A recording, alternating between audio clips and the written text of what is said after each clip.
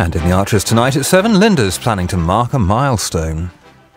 BBC Radio 4 Extra celebrates the work of the man behind Billy Elliot, Lee Hall. I just thought there might be something, like there's some bigger purpose than worrying about biscuits. A quartet of plays about love, poverty, redemption and growing up from the perspective of children. Maybe she fancied you, but she was too scared to say it.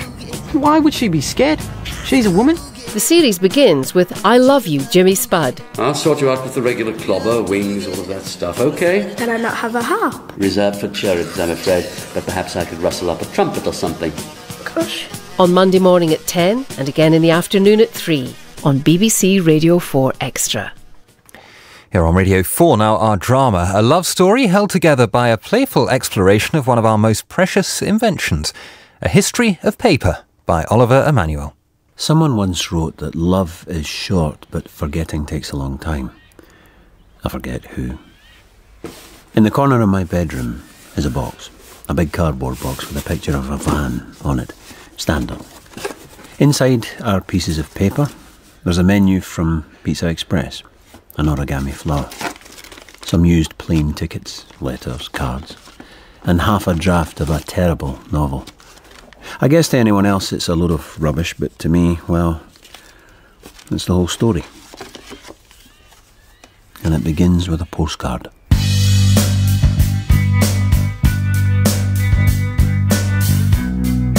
A postcard shoved through my letterbox at approximately midnight on Tuesday the 4th of December 1999.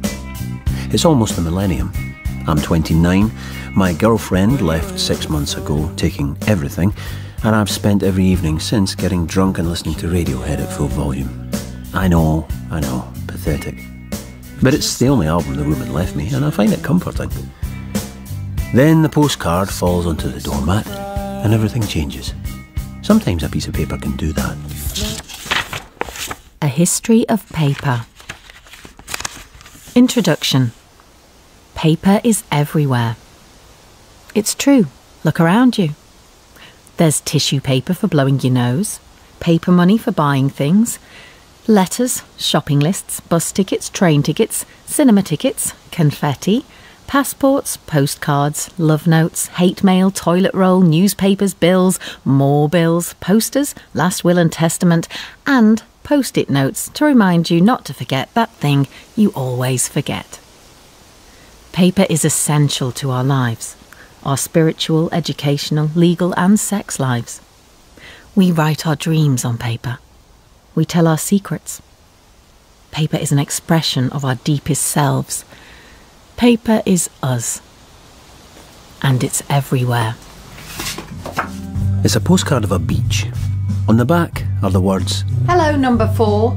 Please could you shut up? Your music is doing my bloody head in. Thanks, number 6. What the? I rip a page from an old Woolworths notebook. I'm supposed to be writing a novel about a man who lives with an invisible cat. A searing indictment of 20th century capitalism, but mostly I use it for shopping lists.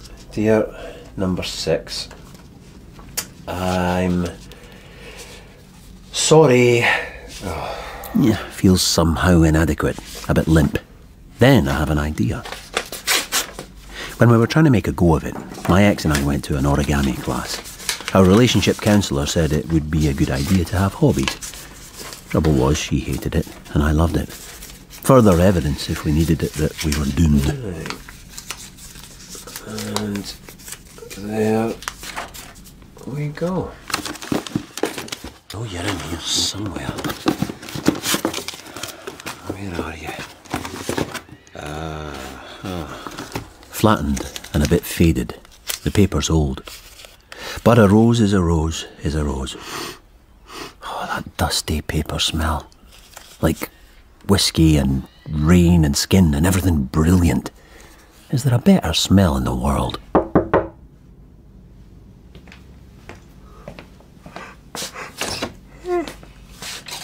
Hello.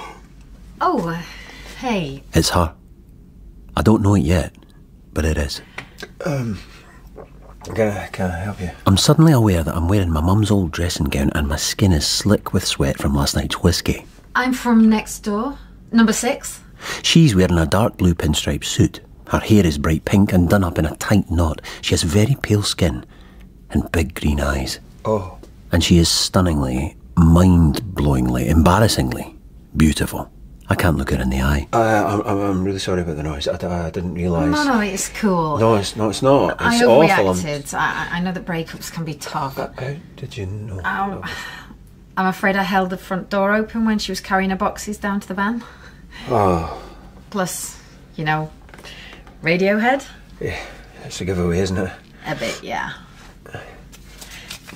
Did you make this rose? Aye, I was a bit drunk. I wanted to say sorry and I thought it was a good idea at the time. It's beautiful. Is it? Seriously, is it origami? Yeah, that's right. Yeah, I've seen it before, but I didn't know you could make things as lovely as this. Really? I keep looking at it, but I can't figure it out. It's sort of magic, isn't it?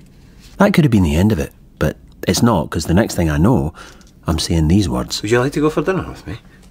There's a new pizza place around the corner. It's called Pizza Express. I was going to check it out. I mean, I don't know if you have plans tonight or... No, I don't. It's an apology for the noise. No, that's I understand fine. if you don't want it. It's completely... Yeah, that sounds great. It was the rose. That's what swung it for me, I reckon. A folded piece of paper. Oh, great. I'll knock on your door at 7 then. Great. Great. Chapter 99. The Last Piece of Paper. It's the end of the world, almost.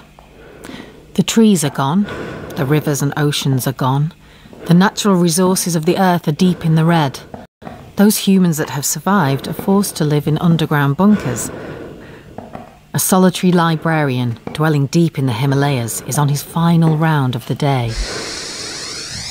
The librarian knows the stories of the past, a paper-rich past, when the world consumed 1 million tons of paper a day. It takes 40,000 litres of water to make a ton of paper, so, of course, this gluttony could only last so long. But no one guessed that the end of paper would be the end of humanity too. The librarian finds it hard to imagine that previous existence. He knows only the airless desert earth. He knows only the single piece of paper that comprises the universe's remaining library. He does this every day. He switches on the light of the display case and gazes at this unprepossessing fragment. He knows the numbers so well, knows them like a prayer, even though their meaning was lost long ago. 0, 7, 7, 1, 6, 3, 1, 6, 7, 1. But it's the end of the world, eh? I mean, don't misunderstand me. I'm not religious or anything. I don't believe in star signs or the rapture. I'm not superstitious. I walk under ladders all the time. I've broken tons of mirrors. How? What? How did you break a ton of mirrors? Oh, it's a long story. I worked in a factory once. It's stupid. The mirrors aren't the point. What is the point? Well, everything's going to stop, cease, end in less than a month. Do you really buy this Y2K thing? Totally, don't you? Well, Think about it. The whole world's run by computers. Banks, air traffic control, even the little strips on your train ticket are read by a computer. what's the worst that could happen? The planes fall out of the sky, governments collapse. I miss my train for what? Wouldn't it be kind of peaceful? Peaceful? Yeah. What would we really miss? It'd be like starting again on a fresh blank page. We could get down to essentials and chuck the rest. Nah, it'd be awful. We'd have to work in the fields. I like the idea of a simple life.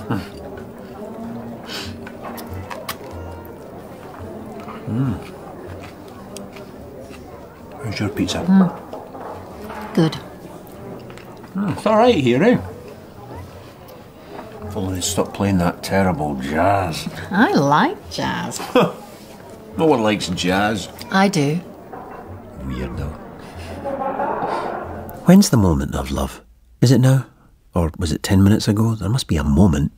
I feel like if I knew when it was, I could understand. It's like something is pulling at me like a rock, like gravity. I'm falling and falling, and there's nothing I can do. So you're saying that thing about... Sorry, go ahead. No, you go... Tell me about yourself. What is it you do? I'm a journalist. Oh. Freelance. I cover lifestyle. Travel and food, mostly. Oh, that's impressive. Not really. A lot of lonely nights and terrible meals. I am 5-star hotels. It's tough. I'm so sorry. Well, it's a disaster for relationships, of course. Never around for more than a couple of weeks. Never in the same place. Always on the move. Most men don't like that. Fools. Yeah, but it's my fault, really. It's who I am. I get bored easily. Is that why you do that to your hair? What? Don't you like it? No. Is there something wrong with it? No. I didn't mean it like that. Pink really suits you. I've never really thought about it before. I suppose the hair is part of it, yeah. I change it every couple of months. What's next? Not sure. What do you reckon? Green. You think? Yeah. Match your eyes. Nice. What is it you do? I work in a bookshop. It's crap. I hate it. We sell 20 times more Jeffrey Archer than Jane Austen. Is there something else you want to do? Oh, I want to write novels and stuff, you know. Well, why don't you?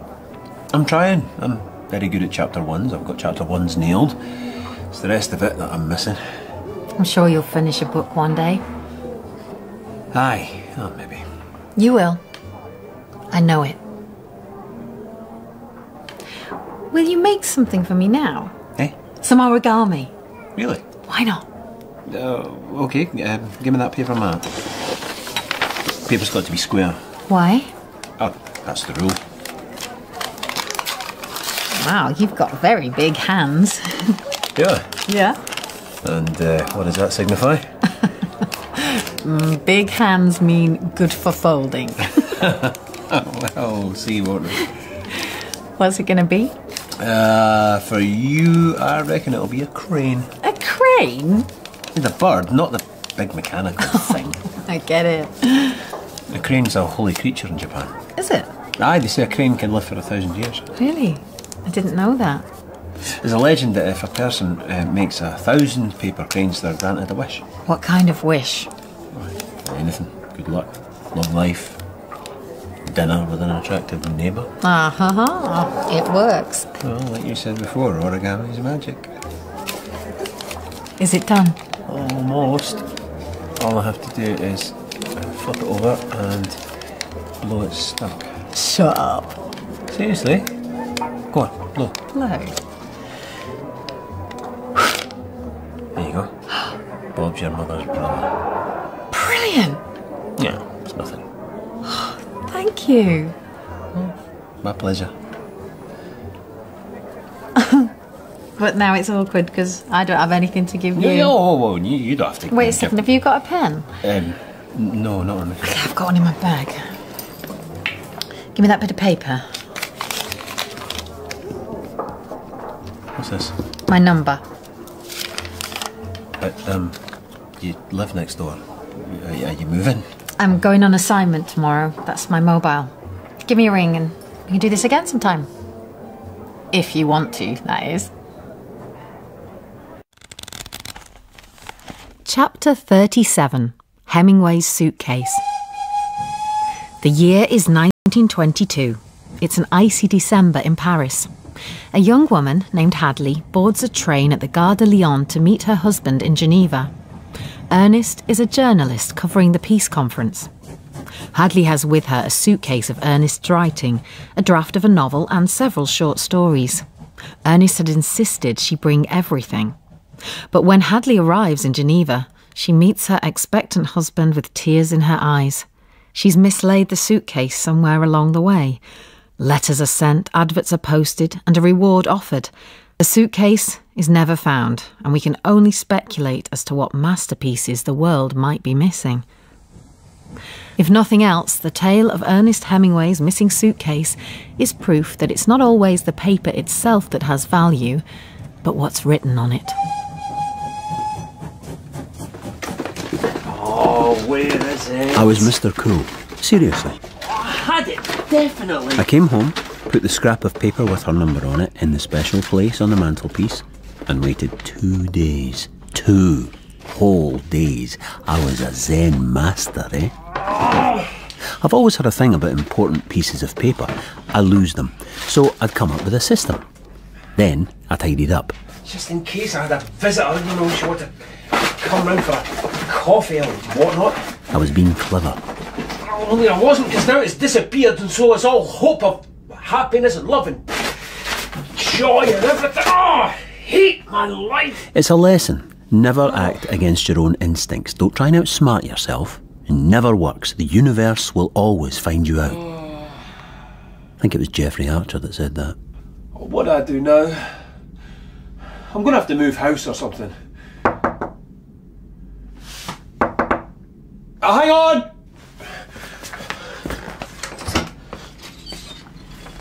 Hello? Hey! You're back? Yeah, last night. How are you? How was the trip? Oh, crazy.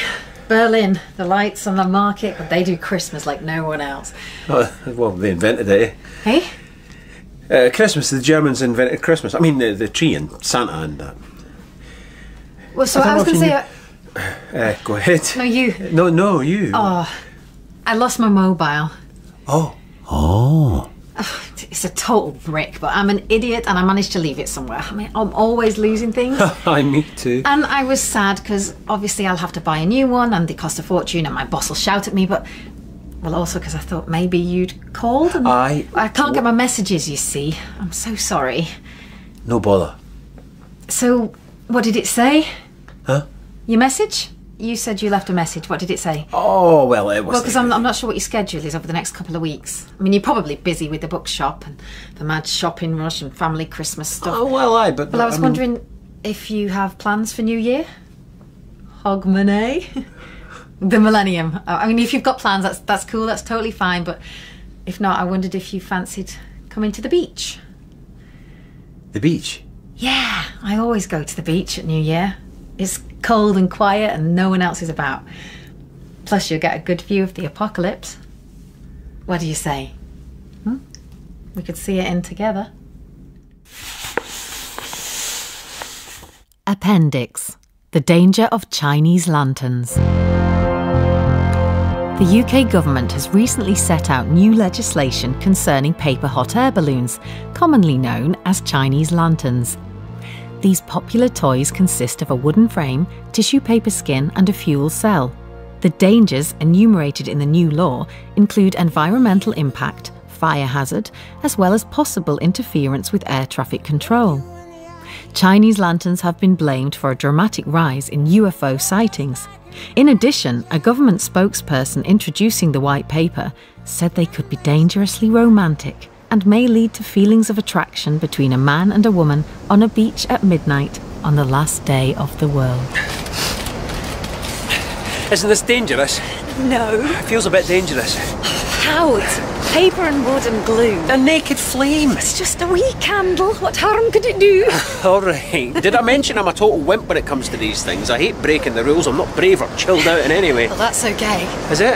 Yeah, I'm brave enough for the two of us. Yeah, but what if I'm just saying, what if it crashes into a thatched cottage and sets the thatch ablaze and starts a raging fire that raises an entire village and kills 100 people? A thatched cottage? They exist. Look around you. We're miles away from anywhere. I know, but... You made the crane for me. I've made this for you. Do you want it or not? Aye, I do. Good. Now shut up and pass me the lighter. Here you go.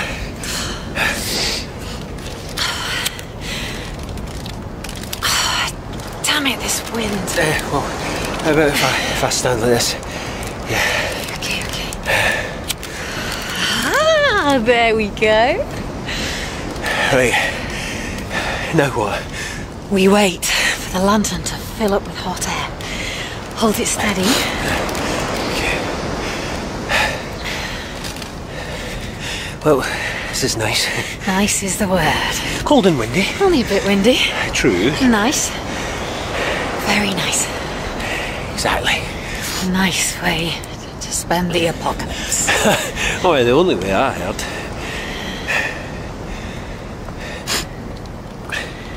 Unbelievably dark, isn't it? Can't even see the sea. Oh, it must be there somewhere. What if the world has ended already and we've missed it? Oh, no, I didn't think of that. For all we know, the world has ended in a technological holocaust, and folk are this minute wandering the streets in their pyjamas, unable to get cash out of their banks or change the channels on their TVs. Oh, the horror, the horror! Where's that from?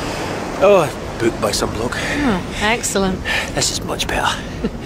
2 people on a beach on the east coast of Scotland in December, slowly freezing to death. Are you freezing to death? A bit. Well, do you want my scarf? No, you're all right. I'll let you know before I finally expire. Is this something you do a lot, eh? No, not really. Oh, now she tells me. No, but I once went to a lantern festival in China. It was amazing. Hundreds and hundreds of little lights floating up into the air. You could see for miles in the night sky, like new stars or a constellation. I can feel it tugging. Okay, don't let it go yet. It's not actually going to fly, is it? Of course it is. Oh, God, this is exciting. What's the time? Oh, it's almost midnight. Count us down. Right. 15. 12. 10. Get ready. 8. 7. 6. 5. 4. 3. 2. 1. Let go. Oh, wow, look at that. Oh, it's flying. It's actually flying. Did you ever doubt it? Well, ow. Serves you right, you bastard. It's a wonderful gift. Thank you very much. You're very welcome. You dead yet? Almost. Come here. I'll try and revive you.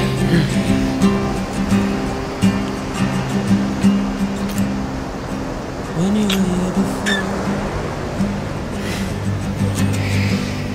Hello. Hello. So that was the end of the world, was it? Right. Apparently. But we're still alive. Yeah. So what happens now? Float like a feather in a beautiful world, and wish I was special. Why is it we forget the special things, but the trivial stuff never leaves us? I want to remember what she wore that night and how it felt when she kissed me for the first time. Memory's cruel, I'm telling you. That's why it's important to keep things. Even the most meaningless scrap can say so much. A shopping list for the chicken and mash I made the first time she came round. Ticket stubs for being John Malkovich, which I loved and she hated. The kitchen roll on which she left messages in felt tip. Gone for run. Love your face. And this is the stuff we're made of. Not flesh and blood or even Twitter followers. It's the things, the little things we leave behind. If that's gone, then what are we? She didn't keep anything. When she moved in, it took 15 minutes. Only had 2 suitcases and a shelf of DVDs. Is this it? What else do I need? Are you an international spy? Or planning a quick getaway? You'll have to wait to find out. Who says that women are more romantic than blokes? It's rubbish. I was the one who remembered our anniversary. It was me that kept the champagne corks and plane tickets and... Hang on. No way, Jose. I don't believe it. Who did this get in here?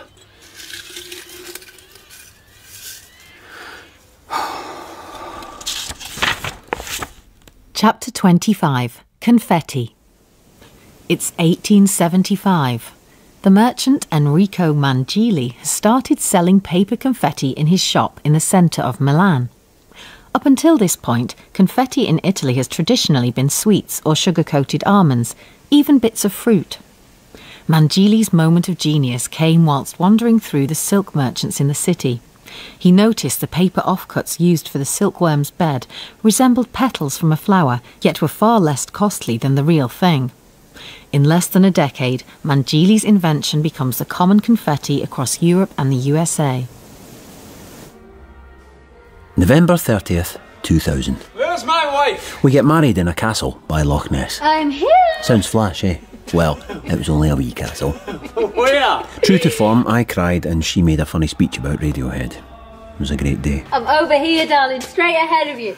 About midnight, as the disco is winding down, she vanishes. I find her in the chapel, on her hands and knees, picking things off the stone floor. Are you drunk, husband? Hi, it's a possibility, wife. Lovely. We got married. Yes, we did. Why are you on the ground? You'll get your dress dirty. Oh, it doesn't matter. Can you pass me that jar? What jar? By your feet. Oh, aye. Yeah, where'd you get this? Pinched it from the kitchen. What? What? You stole it? I married a thief? Oh, get over it. Oh, what's it for? To keep the confetti in. I've got enough now. Give it to me. But you never keep anything. Well, it's not just any old confetti, is it? It's our confetti. I know that it's silly, but I wanted to keep some to remember the day. You're so weird. You like weird. I do. Why don't we go back to the disco? Come on, I want to dance with my weirdo-loving husband. Amazing. If you knew her, you'd know how amazing this is. I'd completely forgotten. Amazing. Why is it that what's written on paper seems permanent, absolute? Money, birth certificates. But it's not. It's thin and flimsy and easy to tear. Bugger it. There are so many things missing. I can't find her wedding certificate. I looked, but it's gone. I suppose it doesn't matter now. And the letter. Aye, the letter. Remember, this was back in the days when we were still figuring out emails. Folk wrote letters to each other. Skype wasn't even a word. The letter was the most momentous thing that either of us ever received. When did it arrive? I forget the day. It was the summer morning. Look! Look at this! What? Look! You're flapping it around, woman. Can't see. It's the letter! Oh, fantastic. The letter from New York? Who do we know in New York? You don't know anyone in New York. I do. It's about the job. You remember? Do I? I told you, my ex-boss moved to the USA 5 years ago. He said that if ever a permanent staff position came up, he'd let me know. Is this the ex-boss who's also your ex-boyfriend? What's his name? Duncan. Aye, is this Duncan? The significant ex. A charming, good-looking editor of a big New York magazine franchise. They were together for 2 years. I once asked why they broke up, and she said he was too good-looking and charming, and she constantly felt inadequate.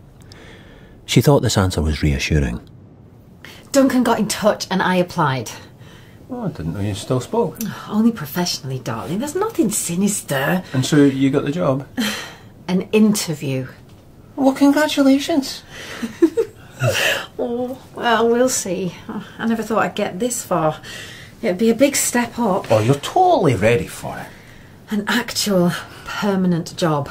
Can you imagine? We could actually afford to buy things. One question. If you get this fantastic job, will you be leaving me to live in New York with your charming and good-looking ex-boyfriend? Absolutely. Oh.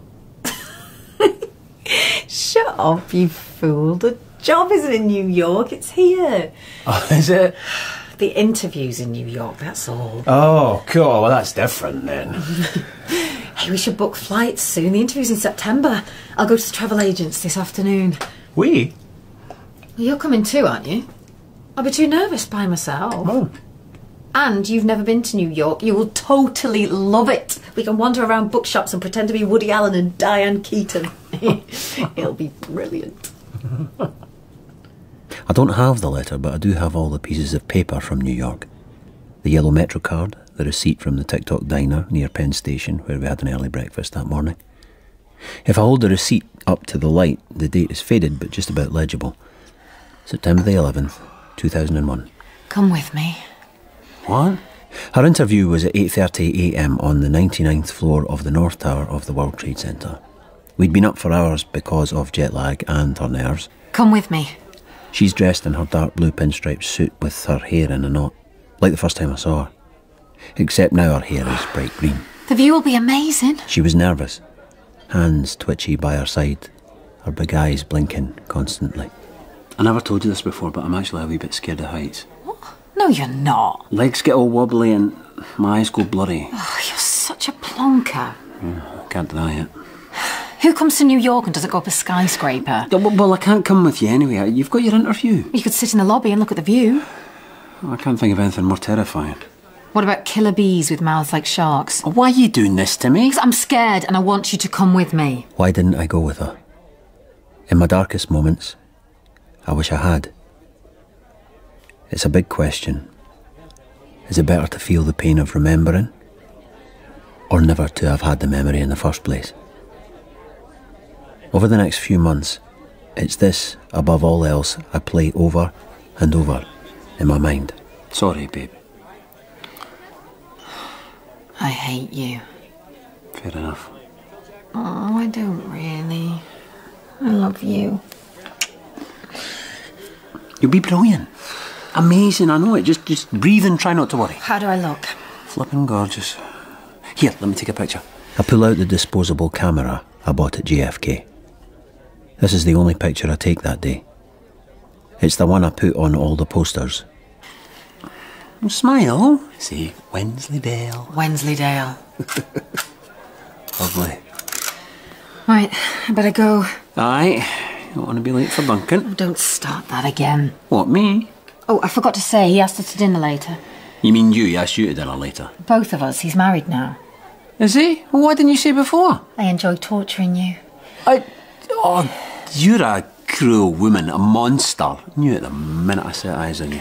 Listen, will you be around when I'm done? It shouldn't be more than an hour. 10 o'clock at the latest? Oh, there's a Starbucks in the basement. Yeah, okay, I'll be there. What are you doing now?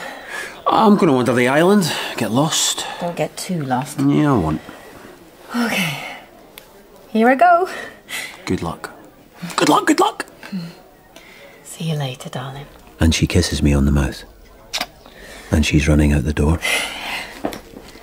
And as she reaches the door, she looks back, smiles and waves. And that's it. This just in, you were looking at obviously a very disturbing live shot there. That is the World Trade Center, and we have unconfirmed the World Trade Center here in New York City. World Trade Center in New York. You can see the pictures there. It's one of New York's tallest buildings. That's all the information we know at the moment. I'm 10 blocks away when the first plane hits the North Tower. Instantly, there's panic and confusion. Sirens and shouting, police and fire trucks speed along the streets like a scene from a film. I begin to run. Later it's the smoke folk remember, that rolling grey cloud of masonry and iron that keeps coming and coming. But that's not what I remember. It's the paper. There's paper everywhere. It falls from the sky and out across the lower part of the island. Paper floating like feathers. Endlessly. It's almost beautiful.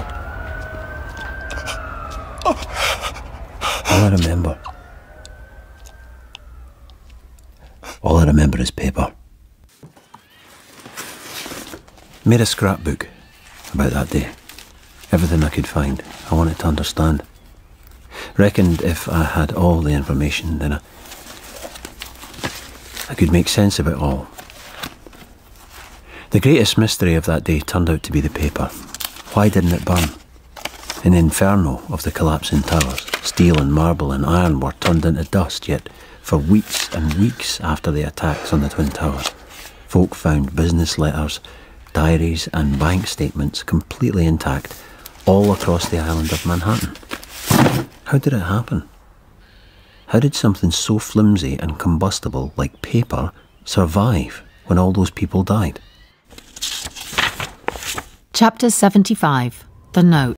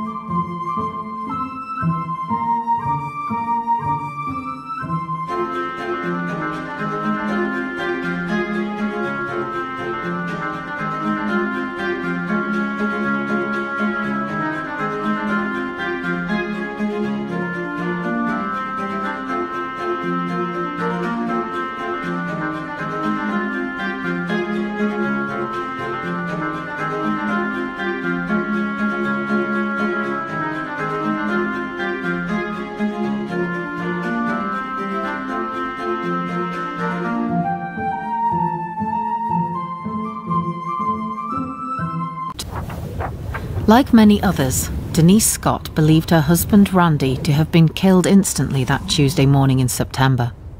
He worked on the 84th floor. However, almost 10 years later, Denise was given a note that read, 84th floor, 12 people trapped. The note was covered in blood, but the writing was unmistakably that of Randy. It had been discovered by a security guard working at the Federal Reserve and handed in to the Memorial Museum. It took a decade to connect the note with Mr. Scott. Despite the terrible light that the note shed on her husband's final moments, Denise said that at least she'd found out the truth. It was important to know the truth.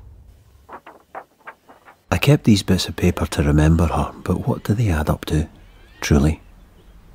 Even if I had all the paper, everything she ever touched, it wouldn't make up for her not being here. What's this? Lost my voice after I came back from America. I couldn't speak a word. My voice just stopped working, and I had to write everything in a notebook. Cappuccino, please, no sugar. Return to my leg. I am fine. Honestly, my wife died and I don't know how to go on. Bottle of Glenlivet, please. Yes, the big one. Thank you, Tara. Then one day, a year or so later, found myself singing along to a tune on the radio, and I could speak again. Doctor didn't know why. There was no body, so no funeral. A lot of folk wrote letters, lovely letters, full of love for her and sorrow for me. Couldn't read most of them, obviously. It was the junk mail that killed me. Her name written on a catalogue or a credit card offer, and my heart lurched. It was like she was in the other room, like I could walk through the door and hand it to her. I felt sorry for the postman. I was always crying at him. In the end, the only thing to do was to move house. You reach a point where you need to turn the page and start over. You're so very special. Chapter 1. Consider the Wasp. It's 105 AD. An officer of the Chinese army is examining a wasp's nest. His name is Tsai Lun. Lun's great skill as a soldier is his ability to stand incredibly still, especially useful if you're on guard duty at the palace, or when confronted by 100 pissed-off insects with stings in their tails. Lun has fallen asleep under the mulberry tree and hadn't noticed the buzzing. He was hoping to sneak off without injury when he noticed what the creatures were up to. Lun stands still, his face as close as he dare. The wasps are stripping off the bark, chewing it and spitting it out as a white, brittle skin. An idea flashes at the back of his mind. The next day, Tsai Lun gets to work. He boils the fibre of a new mulberry tree, beats the residue and then chucks it into a cauldron full of water. He repeats the process. He then takes the mush and spreads it flat onto a cloth screen. He waits for it to bleach in the sun. Finally, Lun polishes it smooth with a stone before standing back to admire his handiwork. He doesn't know it yet, but Tsai Lun has just created the first piece of paper. Yesterday I sat down at the kitchen table to write a letter. Can't remember the last time I wrote a proper letter. Used a fountain pen and everything. My darling, been a long time. Almost 15 years. It's crazy. Feels like forever and also no time at all. I'm the same, bit fatter, more forgetful. I live in the country now, about an hour north of Inverness on the coast. It's great. I've got a garden and a big shed where I write. Oh, aye, I write now. Well, I wrote one book. It's about paper. A sort of history with made-up bits. I believe it sold a grand total of 3 copies. Mum is very proud. Anyway, you always said I'd do it one day, and although it took almost a decade, I finally did. I put your name on it. I hope you don't mind. It seemed like the right thing to do. Chapter 100. What's the point of paper? To speak, to imagine, to remember. The big news is that I finally met someone.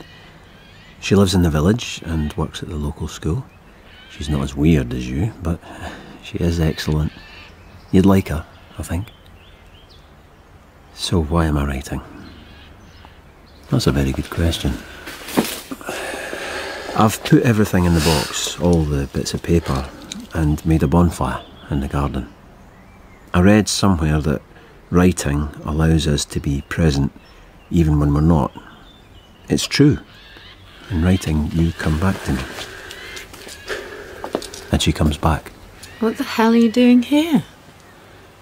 Well, Oh, wait a second. Is that all my stuff? some of it, aye. All of it? Well, the box is mine. What are you waiting for then? Eh? Well, get on with it. Not got all day. No. No point hanging about, darling. You've got the lighter.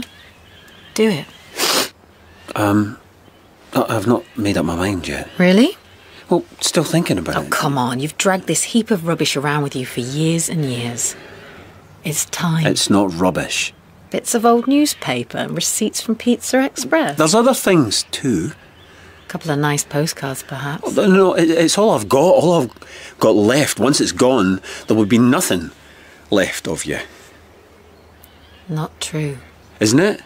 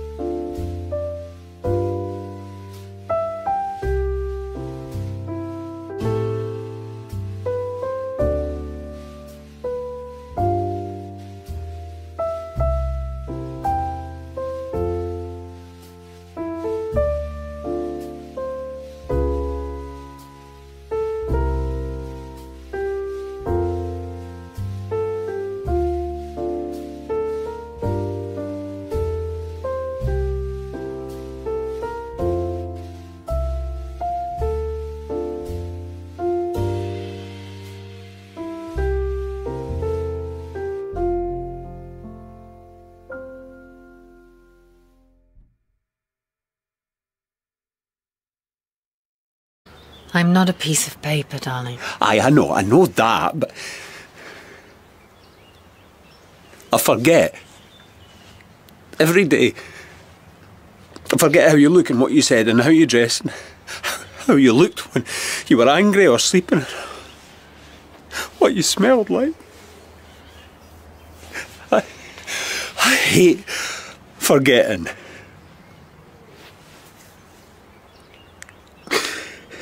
This is all your fault. I know. If you hadn't gone, then I wouldn't be here. Yeah. I'm pretty pissed off about it, actually. Me too. I try to tell myself that it's not the end of the world. I feel grateful for the time we had, not the time we didn't. Nice. But it wasn't enough, was it? No. Not nearly enough, I can't hear. And I think maybe if you'd lived, you'd have got bored of me anyway. Change me like you changed your hair. Anything is possible. But whatever it is, I don't want to feel like this anymore. Can't.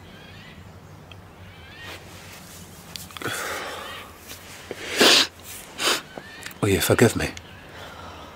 There's nothing to forgive, darling. Take a deep breath and do it. You sure? What else can you do? Aye, right, okay. This is it. Here we go.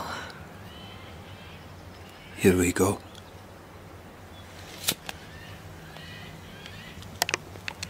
When you were here before, I couldn't look you in the eye. You're just like an angel. Your skin makes me cry. You float like a feather in a beautiful world. I wish I was special. You're so very special, but I'm a creep.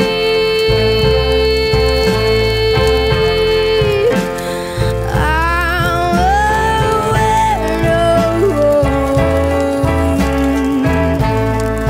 What the hell am I doing here? A History of Paper was written by Oliver Emanuel and starred Mark Bonner and Lucy Gaskell. It was a BBC Scotland production, directed by Kirsty Williams. BBC News at 3 o'clock. The supermarket chain Tesco has said it accepts all the findings of a watchdog which found it had delayed paying suppliers and frequently paid less money than it owed to help prop up its own finances. The Groceries Code adjudicator said the supermarket chain had seriously breached industry rules. The Danish Parliament is debating proposals to confiscate cash and valuables from asylum seekers. The MEP Anders Vistisen from the right-wing Danish People's Party rejected the suggestion by the bill's critics that seizing belongings from refugees was reminiscent of the Nazis. I think you have very little historical knowledge if you cannot see the difference or distinction between helping refugees in need and putting people into gas chambers. And I think it's an offence to anyone experiencing the horrors of the Nazi regime. The Danish government also wants the law changed so that refugees granted asylum must wait 3 years before bringing members of their family to join them. Adrian Edwards of the United Nations Refugee Agency said both measures would cause hardship. The decision to give Danish police the authority to search and confiscate valuables from asylum seekers sends damaging messages in our view. It runs the risk of fueling sentiments of fear and discrimination rather than promoting solidarity with people in need of protection. The head of Ofsted, Sir Michael Wilshaw, has said he'll give his full backing to head teachers who want a ban on Islamic face veils in their schools. He says he's concerned that some heads are coming under pressure to relax a ban on veils. The Health Secretary Jeremy Hunt has said the case of a 1-year-old boy, William Mead, who died of sepsis, shows that understanding of the condition across the NHS is inadequate. William's parents had taken him to a GP and dialled the 111 advice line, but signs of the condition were missed. Finally, cricket, and despite winning the series, England have been beaten in the fourth and final test in South Africa. They lost by 280 runs. BBC News. In half an hour, Nigel Kennedy responds to questions about his 1989 recording of Vivaldi's The Four Seasons, which became one of the biggest-selling classical albums of all time. He'll also be performing exclusive excerpts from his classical and jazz repertoire. Master Tapes is at 3:30. First on Radio 4, it's time for our culinary panel programme, The Kitchen Cabinet. Here's your host, Jay Rayner. Hello and welcome to the Kitchen Cabinet, a gathering of the greediest culinary masters of the realm. But be warned, while we can seem a touch regal occasionally, the sight of this panel at feeding time is anything but.